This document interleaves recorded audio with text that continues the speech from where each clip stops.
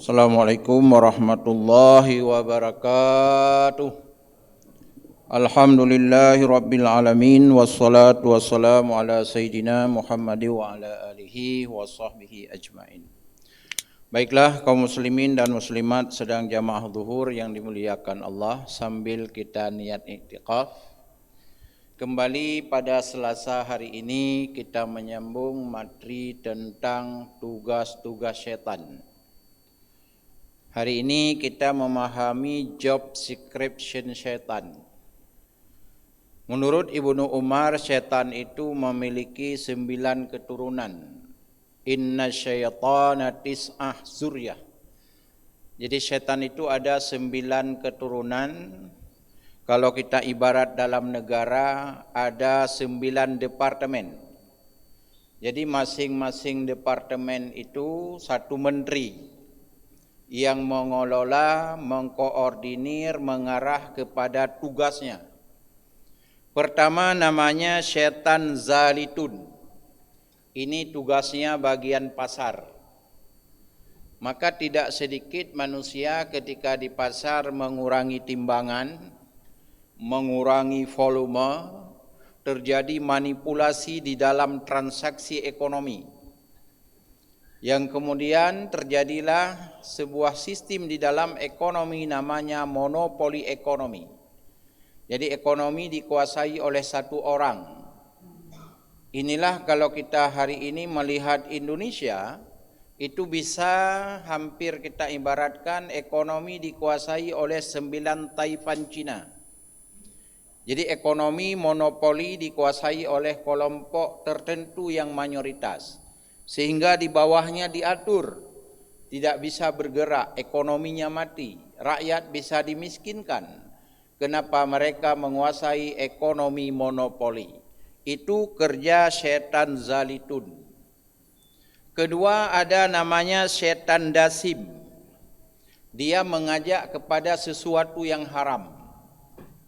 Makanan yang haram, berbuat maksiat, bercerai dalam rumah tangga, itu satu departemen dia. Maka kalau orang sering terjadi cerai berai dalam keluarga, terjadi ketidakharmonisan dalam keluarga, atau di dalam undang-undang disebut KDRT, itu tugas setan dasim. Ya, harus kita kenal nih. Kalau enggak kita kenal nanti terjebak dalam dunia setan itu. Karena ayatnya surat Ad-Duruf ayat 36, 37 Allah telah menjelaskan. Setan itu selalu mengkoordinir manusia. Wa huwa lahu karin, selalu diapit kita. Itulah lewat program-programnya. Baik, berikutnya adalah setan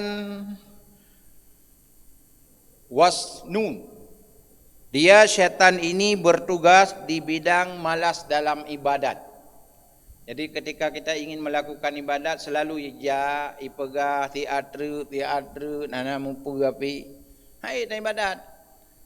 Siapa yang mengundang dia malas dalam ibadah? Lihat dalam kitab hadis Abi Jamarah, Rasul berkata, "Mangka surat dunubul abdi ibtalahu bihim liukaffiraha." Jadi orang yang bergelimbang dengan dosa dia malas dalam ibadatnya. Jadi setan menghambat dalam kebajikan. Ada nama kebajikan, tanuk musyrikah, tanuk wirid, tanuk tahajud, salat duha, salat rawatib, apapun aktivitas ikut lejin teater. Ingin bertobat, ikut bah tuha manteng. Dia selalu memberikan alasan-alasan yang mendukung program dia. Itulah namanya setan wasnun. Berikutnya ada namanya setan tabir. Dia setan ini adalah memberikan respon jiwa spiritual, cepat marah, bagah bengih. Dalam Imam Al-Ghazali dalam kitab Ihya Ulumuddinnya menyebutkan dengan sifat mazmumah, sifat tercela. Itu ada 10. Dengki, hasud, riya, tum'a, riya, tekabu, hubujah, hubumal, cinta jabatan, ini apalagi dalam politik, cinta dalam legislatif, sikat kiri kanan.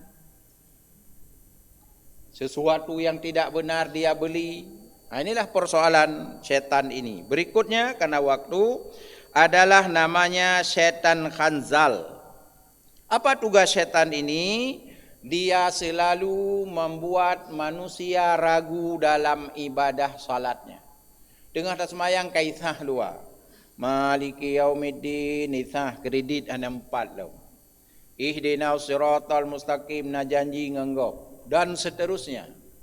Sampai sandal di tempat kita simpan, nyo kaicok lego. Nyo menyakan tubi anali tilap ndri. Dia ada satu job syaitan ini.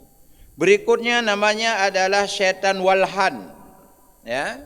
Syaitan walhan ini adalah syaitan yang memberikan was-was dalam ibadat, terutama bersuci. Karena tidak urung weweh tegerah jarod hegan sang anak teruk. Gimana junub anak butui. Tamah lam tekebi na disipluh go urung tekebi. Kena? Allah hampah-hampah kayaknya. Nyan satu kelompok syaitan dalam job description-nya menurut Ibnu Umar. Berikutnya adalah syaitan masud. Ini yang sedang bekerja, sedang action saat ini masa pemilu. Dia menyebarkan berita hawa. Berita hawa ini digalakkan oleh syaitan masud. Asai perhut gop, pejatuh gop, nah saja. Kirim berita pokok ji berjelek gop. Baik pilih gop. Nyan syaitan masud. Nyan lawitnya syaitannya cawi-cawi. Ijak rata urang, yak cawi-cawi. Urang butui dia kata, pakon, hanai bipeng. Hanai bipeng. Top yai bipeng, kameramah. Itu mayang hana. Tuhan hanai turi. Ini persoalan. Syaitan masud ini satu departemen yang mengeluarkan berita hawa. Akhirnya manusia timbullah sifat hasud, dengki, adu domba. Ini tugas syaitan masud. Berikutnya adalah namanya syaitan a'wan. Ini dia lebih parah lagi, mengajak dosa-dosa besar. Pembunuhan, perampokan, korupsi, hanya syaitannya. Menyembah berhala, timbul kesyirikan dalam ibadat. Ini tugas syaitan a'wan. Yang terakhir syaitan abyad. Ini lebih parah. Dia dalam kepemimpinan. Ketika dia menjadi pemimpin, selalu terjadi kezaliman terhadap rakyatnya. Nyan lebih parah. Undang-undang dirusak, konstitusi dirusak demi kepentingan keluarganya. Semua dirusak. Inilah namanya syaitan abyad. Termasuk di dalamnya yudikatif, eksekutif, legislatif. Kenapa kita sebutkan ini? Karena bangsa Indonesia memperbaiki bangsa, memajukan bangsa lewat struktur negara 3 ini. Legislatif, eksekutif, yudikatif. Sebaliknya, menghancurkan negara Indonesia juga lewat struktur ini. Kalau legislatifnya tidak baik, negara tidak baik.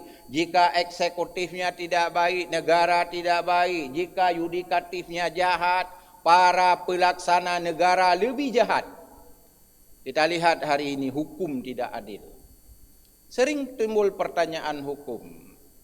Kalau yang kena rakyat biasa, ditanya pasal berapa kita jerat, mulapih-lapih pasal. Ban kenang orang raya dibalik bertanya, berapa pasal ini? Kan beda. Kalau berapa pasal ini dibayar selesai, nyahana ada bang penjara.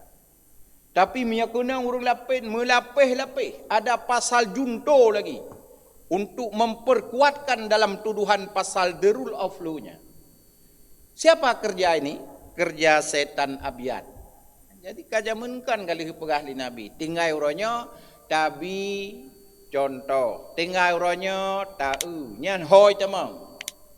Menyona atanyan berti tamanglah kelompok-kelompok tadi. Seserah kita menilai bagaimana keadaan negara kita saat ini. Mari kita menilai dalam job description syaitan tadi.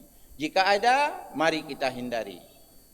Jika ada, mari kita menegakkan amar ma'ruf nahi dan mungkar. Inilah tugas orang beriman. Baik, karena waktu bermanfaat hendaknya. Assalamualaikum warahmatullahi wabarakatuh.